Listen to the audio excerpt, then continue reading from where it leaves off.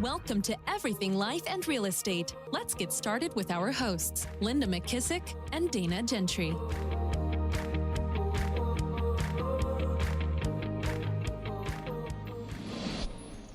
Hi, everyone. Welcome to Everything Life and Real Estate. I'm Linda McKissick. And I'm Dana Gentry. Good morning, Dana. How are you? I'm good. How are you? Doing great, and I'm super excited. We have a nice guest for us today. Steve Rupp is from Indianapolis. So, Steve, good morning. Hello, Steve. Good morning. Excited to be here. Thank you for asking me.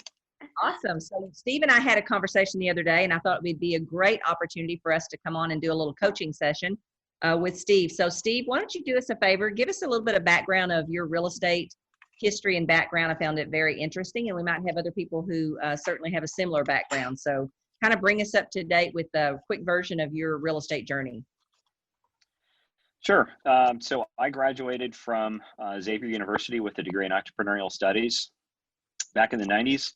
My dad had already been in real estate and was the owner of one of the major real estate brands in the country, and it was the #1 franchise brand of that brand in the world. So I really grew up in it. And at that time, I kind of realized I don't want to go into real estate. I saw how hard he worked. So I got into banking, and I did a few other things too. But when there was a little bit of a lull in between jobs, my dad said, "Hey, why don't you come join me? Try it for a year. And if you like it, go get your broker's license. And then you can kind of take it over, when I retire." So 5 years later, we worked together as a team for 5 years, and then after that time, he really stepped back and out, and then I took over, and then that's when I started building my team, and I transitioned over to KW about 8 years ago, and brought my dad with me, which, as you can imagine, was a pretty difficult transition from your family's company. But I'll tell you, and I tell new agents this all the time, it was the best transition I could have made. And my dad, he was a little concerned at first leaving the family business. But after just a few months, he pulled me aside and said, "Stephen, this was probably the best business decision you've made in your life." And that meant a lot to me, and it was a huge compliment, not only to me, but also to Keller Williams as a result of that. And I haven't looked back since. That's awesome. Well, one of the things you said whenever we talked, Steve, there's a couple of things that I want you to hit on again, but one of the things that really struck me right off the bat is one of the first things you told me is that you're rereading The One Thing. So how many times? Yes. That, and why? Why would you reread a book that you've already read? What is it about that book, or what are you trying to get out of that? So talk about that a little bit. So I've read it completely through once, and I have attempted 4 times. So I didn't make it my one thing. Now, and Steve, so you've attempted to work on your one thing, or to read the one thing? To read it. It's not that big. It isn't. But that's being. Don't try Atlas Shrugged. You'll never get through it. That I'm being fully transparent. So this last time I said I'm going to make it happen, and got through it. And I knew I needed it because my one thing is that I love to travel, and that is my why. And I like going on expensive European vacations, and I'm starting to look for when I retire. And so I needed to focus on my one thing, and to build my team so it's self-supporting, can support our current team members, and also add for some additional team members to build to a 7th level team. So that's my goal, 7 years, and I want to make it happen. And so I knew that I really wanted to read The One Thing all the way through and finish it, make it my one thing, and be able to focus on the concepts that it taught so that I could make my one thing happen. I love it. That's awesome. The other thing we talked about, Steve, and I love that you knew this, was you knew your behavior. And Dana and I talk about this all the time, people's behavior. And, I think people don't realize so much of either things that are working well or things that are not working well in our life have to do with how much we're having to modify our behavior to do the role that we're doing. And so you and I talked about you being a CSI, C being about accuracy, S being about security, and I being about people. And the beautiful thing about that combination is they usually kind of lead. They usually are a natural leader. But based on the kind of activities that a person has to do in real estate, you really could, and how long you've been doing this? You've been doing this quite a while, right? You really could be starting to kind of burn out a little bit, or get stuck a little bit. And we talked about that. So talk about Yes. your production and being stuck there for a while. So this is my 21st year in real estate. Wow. And it takes a toll on you, right? So I was pretty much the chief cook and bottle washer for 12 years. And it's hard, as you know. And that's with long coattails from my dad. So, and I've grown up in Indy my whole life. So I've got a pretty big network of people, but it's still hard. I recognize when I listen to your podcast, I think you had it last year or earlier this year that was talking about burnout. That really resonated with me. And you had said, it doesn't matter if you're 5 years in, 10 years, 15 or 20 years in, you're going to reach a point where you burn out at some point. And that's when I kind of realized that you were talking to me, and that I needed to find some way to address that. And make sure that my team, survives, that my company continues to thrive, flourish, and be able to help our clients in the way that we want them to be helped, the way they deserve to be helped. So that's when I really realized I need leverage. I like big picture thinking. I like leading a team. I like being the CEO. But I don't necessarily enjoy doing the day-to-day activities that causes the burnout. And I can find somebody who has that passion, who has the experience, and I can help teach them and mentor them and lead them to be an outstanding agent. But I need to start getting into more of the role of teacher, of leader, than instead of just the doer and the executor. So I love that role. I absolutely love it. That's what gives me energy. And that's what I realize is what I'm transitioning into. So that's really where I want to be in the next few years. And the team that I'm building is designed to accommodate that. Absolutely. Well, go ahead, Dana. I was just going to say, will you share real quick just for the listeners and so we can have clarity on what your team looks like right now, just like your org chart? Sure. So there's me, and I'm the team lead and listing specialist at this point. And then I have Thea, who is my buyer specialist, and she is not from Indy, and she is a newer agent. So, and she has learned so much, and I'm so proud of how far she's come, and she's just doing an awesome job with helping our clients. So that's her. And then from admin side, I have Patty, who is our marketing director. So she handles not only the marketing of all of our properties, but also that of our team. And then lastly is Kylie, and Kylie is our ops manager, and she handles everything on the team. She's been with me for about 7 years now, and quite frankly, I could not do what I do without her. She knows that I'm a high C, and her instructions have been keep everything paperwork detail away from me so that I can focus on my one thing, and that is lead gen. And so she does a great job with that. She knows when to take things off my plate, and she knows when to keep things away from me, because I'll get into the weeds and then I won't do what I'm supposed to be doing, and that's lead gen. And that kind of segues into the conversation a little bit that Linda, you and I had earlier. So are you doing any buyers at all or no? I don't work with any buyers, no. Okay, perfect. Okay. I'm curious, Steve, do you know the behavior of your other team members, like your buyer agent? Yes. Yeah. So we've done a disc for everybody on our team. What is the buyer's agents? She is I, D, S, and then C. Okay, perfect. So her IDS is above the line and her C is below the line? Yes. Yeah. Okay. And then what about Kylie? Very, very, very high C, D, S, and I. Okay. So what's above the line on her, C and D or CDS? There's not usually CDS. nobody has 4 above. That's why I'm asking if you know the percent. CDS, I below. Okay, CDS. And then sometimes people only have two, or they only have one above. Mm-hmm. So, Yeah. all right. And Patty, your marketing director? Yep. So she's got very high I, and then S, and then D, and then C. Okay, so ISD. Awesome. Well, gosh, the team structure around you sounds amazing. You got the right behaviors in the right spots. Yeah. We're humming right now. We are a well-oiled machine, and we've had to do some tweaking.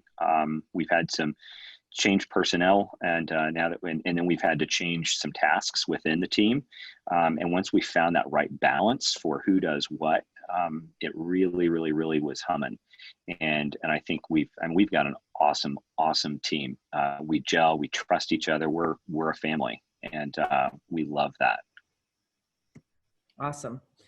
All right, so let's talk about your production. You said you'd kind of been stuck at a same level of production for, I think maybe you said a few years.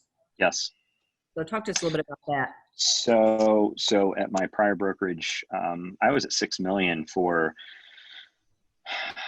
about 4 or 5 years, and that was 4 or 5 years too long. And I'm a very patient person, sometimes too much so, and I get that from my dad. And when I went into my coaching session at my prior brokerage, I said, hey, I've got the experience, I've got the training, I've got the education, I've got all the designation certifications, I've got everything that I should be successful. And I see other agents who don't have half of this in the office, yet they're a whole lot more successful than I am. What gives? What do I need to do? What do I need to change? And I was met with deer in the headlights look. And that is not a look that you want from your coach. And at that moment, I said, I need to find a new brokerage that can help me and grow with me. And so that's when I started interviewing, and I realized right away, and this isn't meant to be an advertorial for KW, but I realized that what KW had, what their principles were, what their philosophies and beliefs were aligned with what I needed.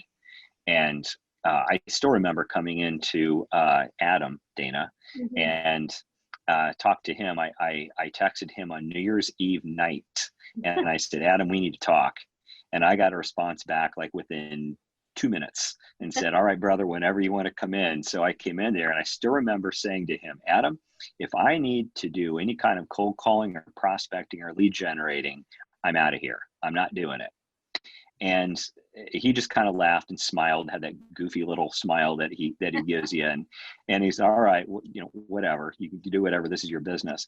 But he slowly started, convincing me, you need to start doing that. That's your job is lead gen. That should be number one. So, then I started slowly coming over and seeing the light that, yeah, you need to do some lead gen if you want to increase your business, and then start leveraging out when you get to that critical mass. And that's really what happened. That's where I saw it. I saw my job function changing from just a facilitator to a lead gen person. And that was the most important thing and turning point in my business. Mm-hmm. So tell us, describe what your lead generation looks like right now. Right now, what, or are you still, have you gotten through that hump of the 6 million, or where you at in production wise? So, yeah. So, I'm about 20 million right now, depending upon the year, 18, 20 million in sales. That's about 60 to 65 transactions. I've increased my average sales price from when I started, it was about 140. Now keep in mind that was back in 99, and now it's up above 350. Oh, wow. And so, yeah, so that was one of my main goals. And that was a very conscious decision, was I wanted to increase my average sales price so I could work smarter, not harder. And I did that. And then as far as my lead gen, what it looks like, I'm still not there yet where I need to be. But one of the things that my MAPS coach, Bridget, has been telling me is you need to carve out an hour a day to do it. I know, Gary, the one thing, 4 hours a day, I know if I start that big, it's not going to happen. So I need to Kaizen myself and start small. And so just doing an hour a day, carving it in the schedule. And I've got a robust database of about 1,200 people because I've lived here my whole life, and I've been in business for 20 years. My dad had been in business about 50. So we've got a really good database of clients. So my main thing is not cold calling. I don't do FSBOs expireds because I don't like it, and I know I'm not going to do it. And quite frankly, I don't have to. So I do what I love, and that is stay in touch with my clients. So we love on our clients a lot, and they get probably 16 different touches throughout the month, every single month. Wow. Whether that's a phone call, a personal visit, a mailing, a postcard, an event, a text, they get something every single month. And then we do special events about every other month for our clients as well. And then I do a happy hour every single month for my clients. Now, I haven't done it lately because of COVID and everything, but this is the first time in 3 years that I haven't done a happy hour every single month. But we are doing some client appreciation events, whether it's a movie, whether it's a day at a nursery for landscaping stuff, whether it's a shred day, whether it is pictures with Santa, roses for Valentine's Day, calendars, whatever it is, we're always doing something for our clients to show that we care about them and that we're providing value. Awesome. And it gives me a reason to call them. Yeah. Right. So that's the big thing for a lot of people is they don't want to make their calls. That was a big thing for me was, what do I talk about? Mm-hmm. And you say, well, heck, Steve, you've known these people for some of them your whole life. Why are you scared to call them? And Linda, we talked about this.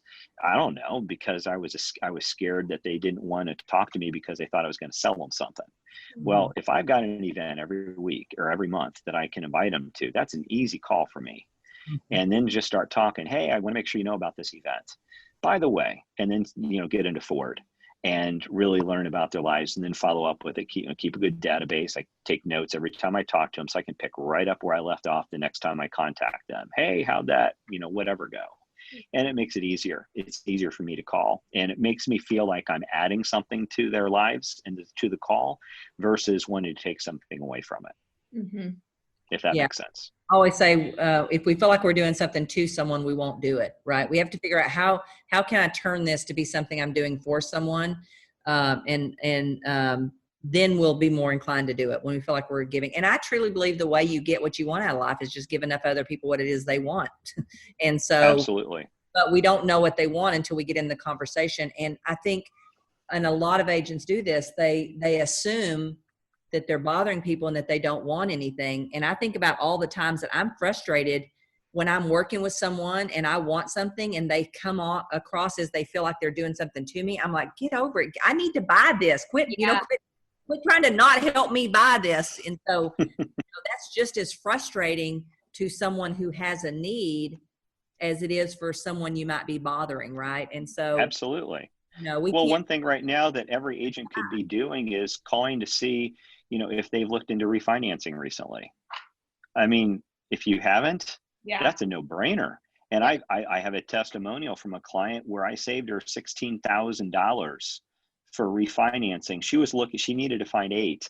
I found her 16, and she is preaching from the mountaintops. The fact that it was a care call.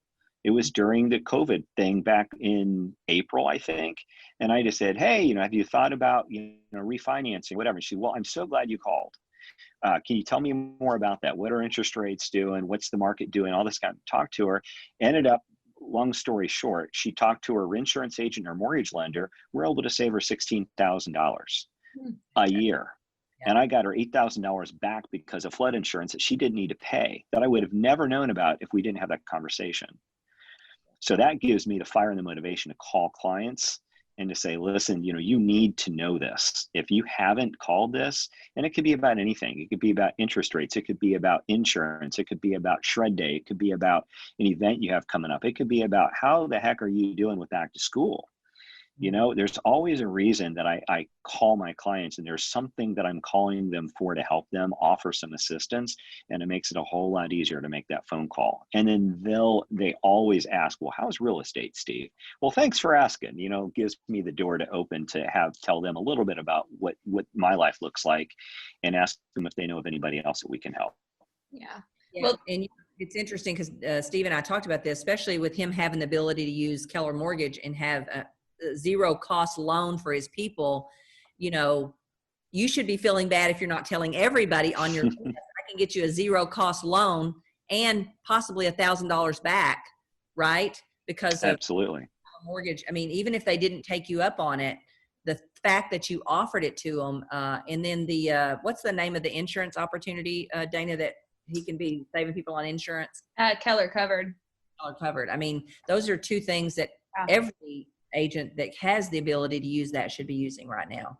And the thing I love about that story, Steve, is that lady that you saved $16,000, there's no doubt in my mind that anytime that she hears somebody that is looking to buy or sell or invest in real estate, you are her Toma. You are her top of mind awareness. Like she'll say your name no matter how many realtors she knows because you gave her value. Absolutely. Absolutely. Totally agree. Yeah, absolutely. Best advertising you can possibly get. So one of the things that we talked about with Steve is because he's real clear about his one thing of why he's doing this.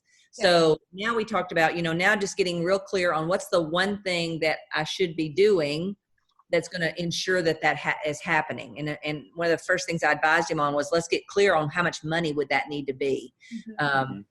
Because at some point, to be able to travel 6 months out of the year, I think is even what you said, to some of these locations. And the beautiful thing about getting your team up and running, when you get the right leverage, you could lead those people. I mean, I'm sitting in San Diego at our beach house, and especially now with Zoom and all those things, that'll become our new norm. You could be there and still kind of directing your team or doing whatever, but we got to figure out what do those numbers need to look like? What's the dollar amount that we need to get to, and what's the best way for us to get there so that you have the ability to do that. So one of the things I encourage you to do is come up with that freedom number. What's that number that, by the way, it doesn't mean you would quit your real estate business. It just means that you're not dependent on you doing that physical work to make the money, and you can be in Europe or wherever for 6 months out of the year and still have money coming in.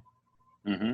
Do you know what that number is yet, Steve? Or do you know what that big goal is that you need for your team, volume-wise or GCI-wise, to be able to get you there?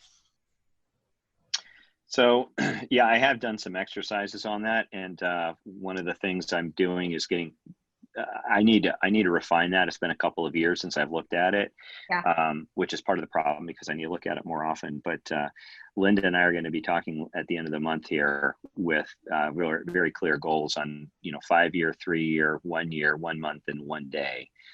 What do I need to be looking at as my one thing for each of those, so I do have clarity on where I need to be in 7 years when this team is running on its own without me in the day-to-day.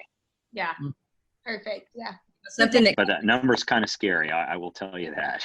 Well, it's scary for now. Yeah, it's scary for now, but then you're going to break it back to that's right. To what it need to be this year, and then this year adds on to the next year, and the next year adds on to the next year. One of the things I thought of, Dana, was one of the things that we were in masterminds yesterday with Gary, and one of the things he was talking about with team leaders is if team leaders are having to cold call, then you're not doing something right. Because the truth is you should be getting, warm leads from your agents and stuff like that on agents to recruit. And the same thing applies for an agent who's been in, 20 years in the business or even 10 years in the business. The reality is you shouldn't have to cold call, right? You got warm enough database that if you just work that database well enough, if you just focused on two things, going and getting more listings, communication and working that database, and then the right people in the right spots, then really that's really all you should have to focus on that long after that amount of time in the business. It shouldn't have to be cold calls, and yet we still kind of beat ourselves up and think, well, I should be making cold calls. No, that's our first thought. But the truth is our first thought should be, well, one, if I'm not going to do the lead generation, who is, right? So it doesn't mean I have to do it. It just means my business has to get lead generation done. And when I phrase it like that, my business has to get lead generation done, that sounds different than I got to lead generate, because none of us like that. And none of us want to do it. Yeah. Because I was actually going to ask Steve, do you feel like right now you have enough leads to support your business and your team members, or do you feel like you could use more leads? Oh, we definitely could use more leads. I mean, especially right now, listings are so few and far between.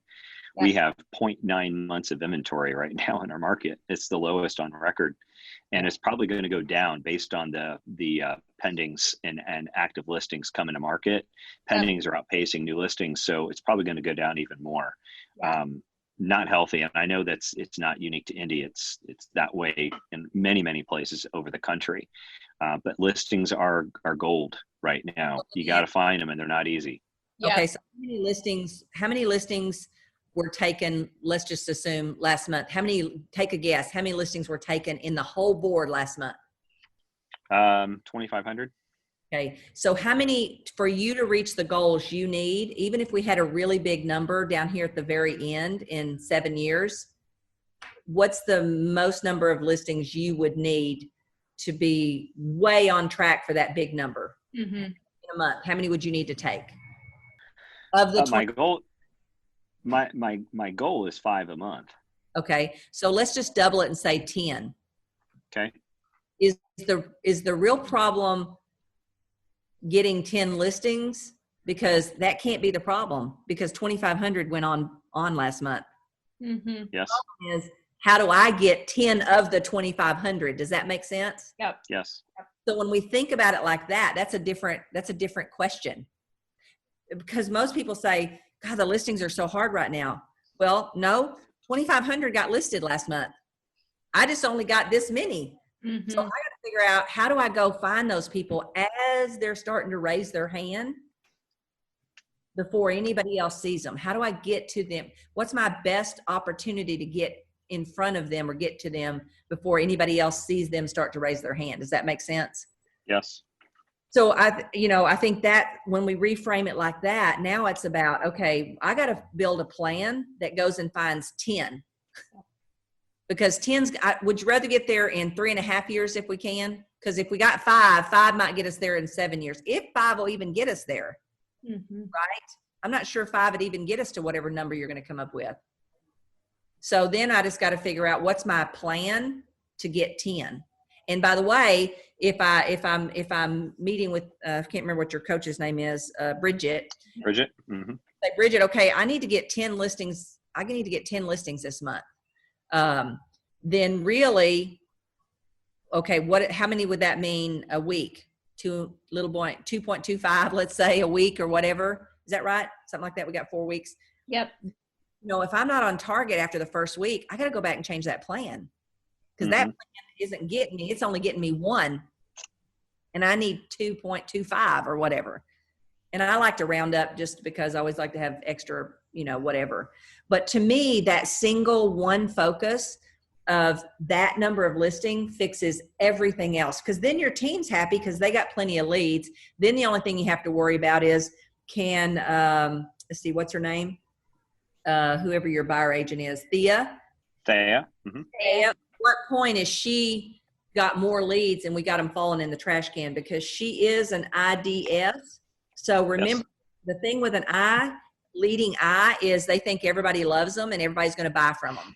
So when somebody goes and buys a new home, instead of buying with Thea, she's like shocked as crap. Like, what the heck?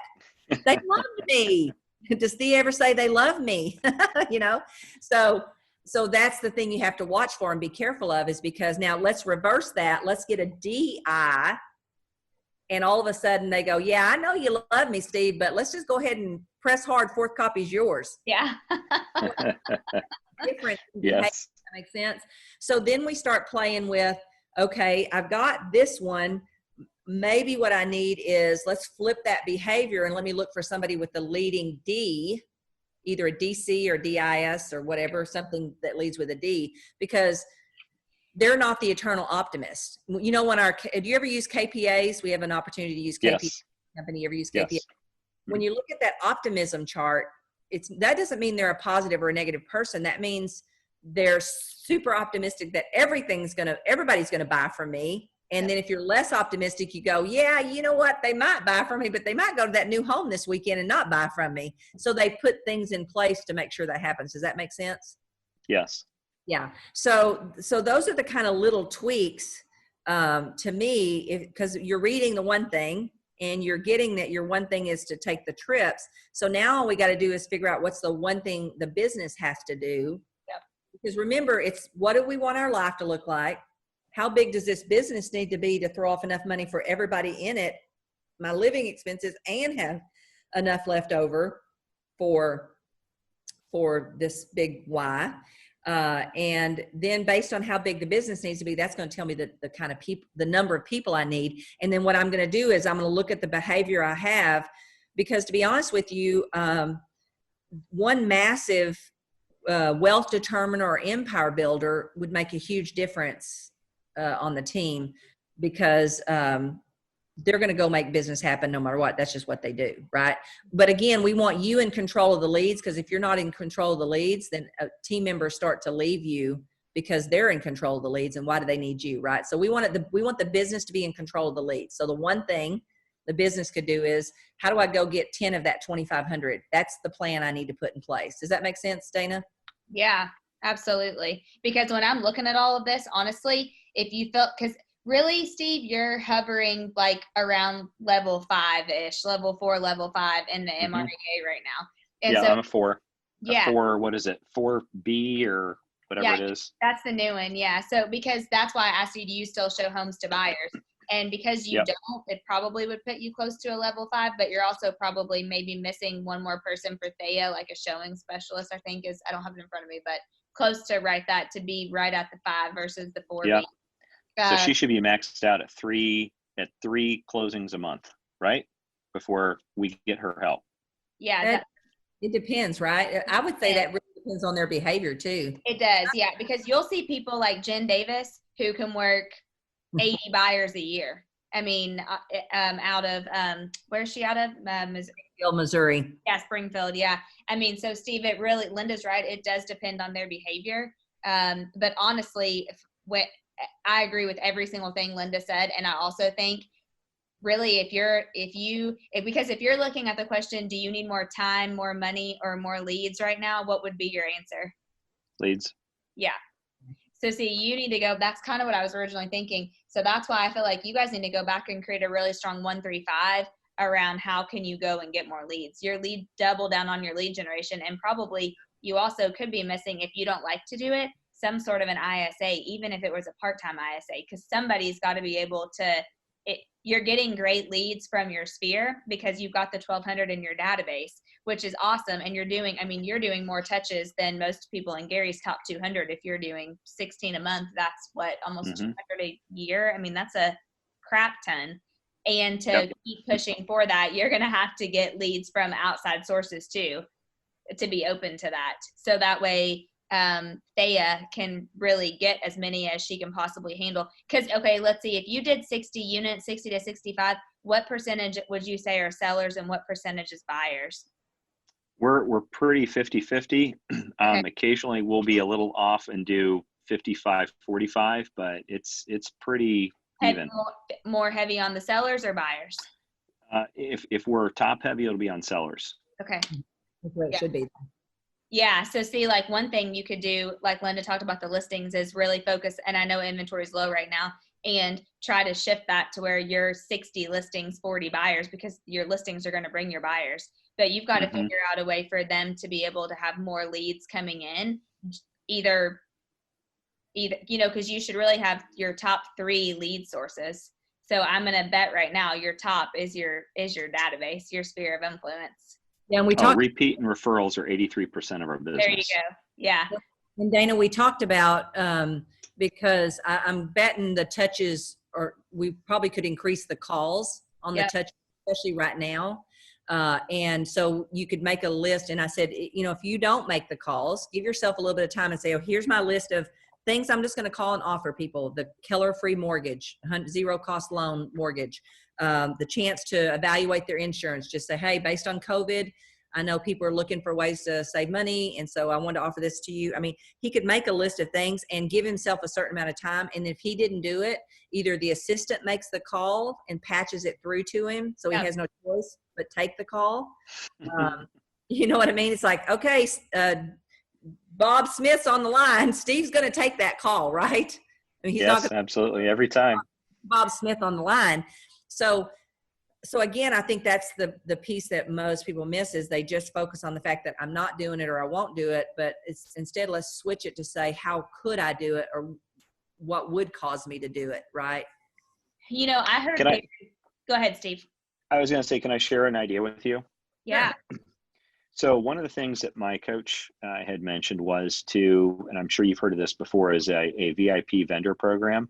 Mm-hmm. Right. So she said, so essentially what I did was I had all of my top vendors that I use on a regular basis. There's 17 of them that I identified. And I had a dinner for them that I hosted last October. We got them all together in the same room. Most of them have never met each other, but I wanted to make sure that they knew each other, and that they knew that they were our top vendor partners, and that they could know each other as well and use them as resources if they need help, because they're all trusted. So we established a triangle of trust pretty quickly. And then we started establishing an expectation. So what Bridget had told me was, you need to do quarterly calls to your vendors, your VIP vendors. Number one, make sure that they know they are a VIP vendor and why, and track how many leads you send them. So Kylie is tracking. I get a spreadsheet every month for how many leads, outbound leads, go to each of our vendor partners. And then check up with them. We set a coffee with each one of them and went over the program, why they're selected, and then what my goal was to send them for leads for the year. Mm-hmm. And it's usually significantly more than what I would expect of them. And then she said, ask them what their goal is for you for the year. Mm-hmm. Do not let them tell you more than 2 per year, because they're going to forget and they're going to get discouraged when you call them to check in on them, and they're going to think they're so far behind they can't catch up. Mm-hmm. But she said, if you could generate 2 referrals from your VIP vendor list, that would be 34 new leads per year just from your VIP vendor list. Mm-hmm. And she said, and here's the thing, you never add a VIP vendor to your list who is not going to agree to send you business. Yeah. And then at the end of the year, you do a party, and for all those vendors, and the ticket to the party is people who sent you leads. And if they didn't send you leads after the end of the year, you either A, need to have a conversation to correct the behavior, or B, find a new vendor partner. Mm. I love that idea, and I'm working it. Yeah, we used to do something very similar. There was actually a company that went around, and you gave them the list, and they'd make the calls and put the group together for you, and then they put it in an inside folder, and that inside folder became your listing packet. So it had the vendor's name and phone number on it, and then we'd have quarterly meetings and then get-togethers. Again, this is exactly, it's getting the names of people. And what you'll probably find is, you never need more than 5 key advocates that love you and send everybody they know to you. Not everybody will be equal on this stuff. 1 person or 2 will really stand out. And then what I would propose for you to do is take that 1 person and make them a special VIP. In other words, you do special or more with that person. So when we did our group, we had an interior decorator that was phenomenal at giving us leads. We had a builder, and then there was 1 other person. There was actually 3 that, they just knocked it out of the park on the number of leads that they gave us. So we recognized them at the end of the year at our party. There was just, we took them special out to dinner. We took our transaction close girl. We took a limo. We did some special stuff for the ones that really knock it out of the park, because there'll be 1 or 2 that just stand way above. So don't treat all of those the same. Take those 1 or 2 or 3 and do even more special things for them. But, every one of these people that you call your database, you could ask them, who do they know that's been talking about refinancing or doing whatever, because you can offer that same 0-cost loan to anybody that they give you the name of. And so you're looking to give. Nobody ever minds giving you a name if you're going to give something of value to them. Yeah. One thing I was just thinking about too, Linda, I've heard Gary say this so many times. I used to think, Steve, I used to have about 80% of our business, really almost probably closer. Almost all of our business from my team came from repeat referral sphere. And in the beginning, I always thought that that's what you really wanted to strive for, to have all. But then one time I heard Gary say, when you look at everybody in the top 200, they've got 3 top lead gen sources that they're equally, I mean, their repeat referral sphere is always going to be higher, but it's not so high that they're not getting from 2 other really good sources too. And people were hitting ceilings because all they were focused on was their main one lead gen source. And so I feel like if you can go, and this vendor program may be a really great one, because that would kind of be separate from your sphere of influence. Correct. But figuring out a way for you to be able to come up with what those top 3 lead gen sources are, and then do a 1, 3, 5 for each of those, which is what I believe Gary's had them do in the top 100, Linda. I'm pretty sure I've heard him do that. I mean, that's how you're going to really hone in on getting more of your leads to put you up over that mark. Yeah. And I know for me right now, one of my biggest sources would be small business owners. They're hurting the worst. Yep. They need the most help. Stepping into that gap for them would be easy. Featuring them as a business on your Facebook, because here's also the other thing. They're also going to be the people that are probably going to be in the biggest pinch if they need to sell, because their businesses have been hurt the worst. So I would probably try to step in that gap and help as much as I could, maybe give them a copy of Shift Book, or do a Shift Book book club with small business owners. I just like business owners because I found they give me the best referrals. They understand business. They understand word of mouth. They understand that kind of stuff. I've never found anyone to be my greatest referral source that wasn't some kind of small business owner. So that's why, and I like the conversation. I can relate to them. So just think about who do you enjoy helping? Who would make your days so fun if you could just wake up every day and pour into those people? Yep. Good idea. We have been doing videos. We have a video series that we do for each of our VIP vendors. Oh, so Patty goes and schedules an appointment with them, and she interviews them. She does 2 videos. One is just a getting to know you video, and then the other is a little bit more of an advertorial with them. And then we feature them on all of our social media channels, and we make sure they know that we're doing this to help them. We don't ask for anything in return. This is more, we're pouring into you and your business because we want to help you. And they've never had anybody ask them that before. So it's a really great way of connecting with clients and giving back without asking for anything in return. Number one, it feels good. But number 2, they know that you're doing it for the right reason because you want to help them. And like my painter, for example, the guy will sing my praises from here to eternity and has given me so much business. But if I could have him talk to a prospect, he'd have him sold in a heartbeat. He is a Steve Rupp advocate from here to the end of the earth. So yeah, when you said that, he was the guy that I was immediately came to mind. He's that one. Yeah. That's that 1 out of 10 that will preach it from the rooftops. Absolutely. All right. Well, we're about out of time here. Do you have any final questions, burning questions or thoughts or anything that Dana and I can help you on? I know you have an investment deal. So we can kind of bring that up if you want to talk about it now. If not, we'll talk about it afterwards. But are there any burning final questions that you have or anything you'd like answered before we jump off? So the only other thing is that I am wanting to get into investment real estate and to start that. That was one of my goals this year, was to do that and I was on track for that. And then COVID happened and everything kind of got a little sideways and wonky, but it's really dipping your foot in the water for the very first time. And, we did that book club with Mary earlier this year. I know Jimmy was on it and was a great guest. But it's just, how do you start with that? It's almost like just ripping the Band-Aid off, I guess, and just going head first, knowing you're going to make some mistakes and be willing to learn from those. Yeah. And the thing I always like about, single family homes or condos or something like that is you have a depth of knowledge of knowing how bad something could be, right? You're going to kind of self-protect because you already have so much knowledge. And again, it's about the numbers. Don't get attached to the people that are selling. Don't get attached to the property. But the reality is numbers don't lie. Numbers tell a story. And if you're real sure on what it would lease for, if you're real sure of what you got to pay for and what your payments would be, then what you got to put in it. By the way, can't we use Keller Mortgage on investment properties now, Dana? You could use a Keller Mortgage yourself. I don't know.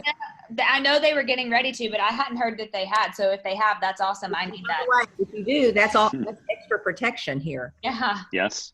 Seriously, think about it. That's money you're not spending. So run the numbers. And if they give you a cash flow of whatever your minimum is, I think in our book, we said 150 to 200. Again, it depends on the person, how much risk they want to take on that.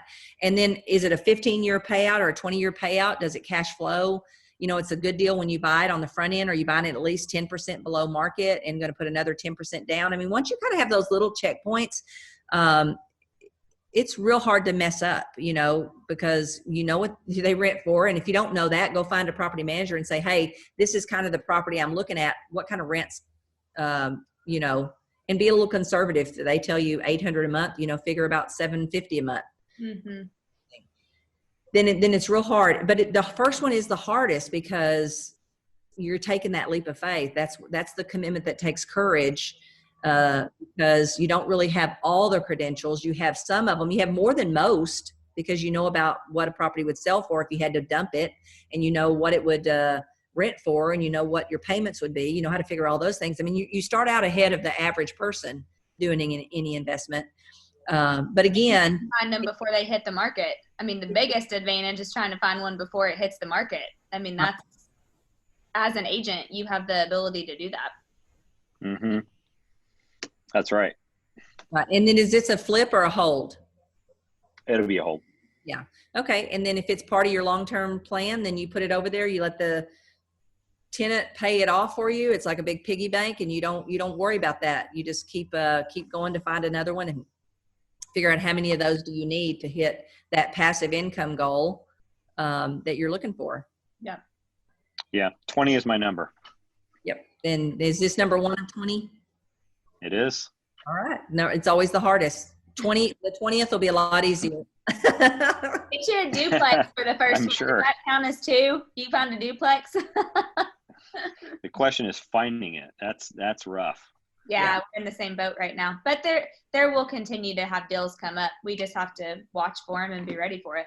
And what we're finding right now is there's a lot more flips. We just did a flip. Actually, we did it with the young guy in our one of our offices that didn't have the money to do it all himself. And the profit on that is about $33,000 when it's said and done.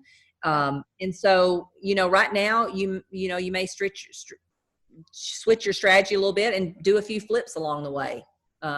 Because that's more of what you're going to find right now than maybe holes, because the prices are so high.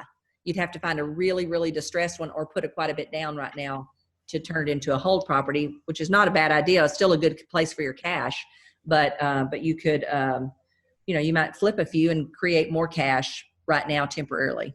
That's what we're doing, Steve. That's what we've been doing, so that we can have the cash, so that then if the market does take a little bit of a shift, Lynn, we just talked about this on the past podcast, then we'll have the cash to go pick up some that would maybe are distressed. Yeah.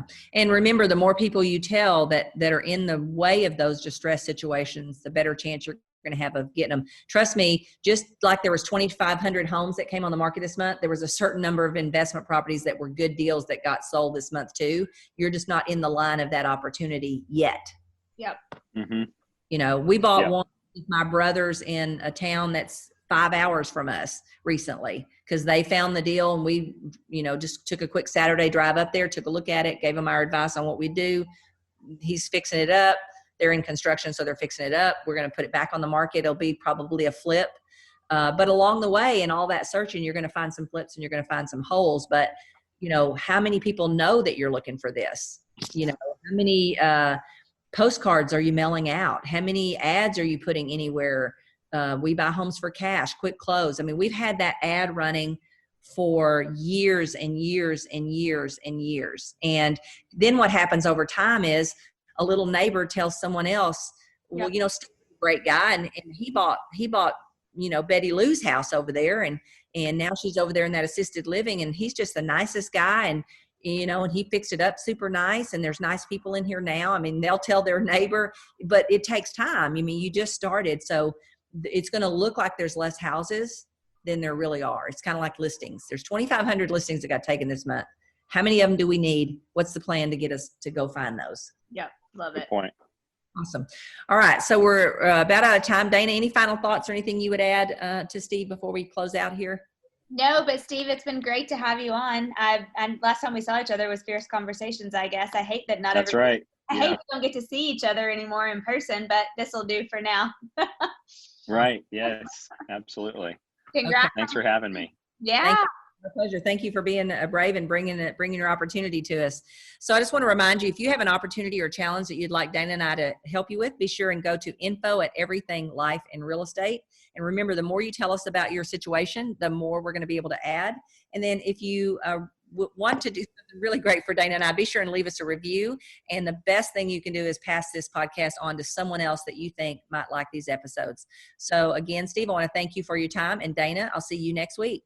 Thanks, Steve. See you next week, Linda. Thank you.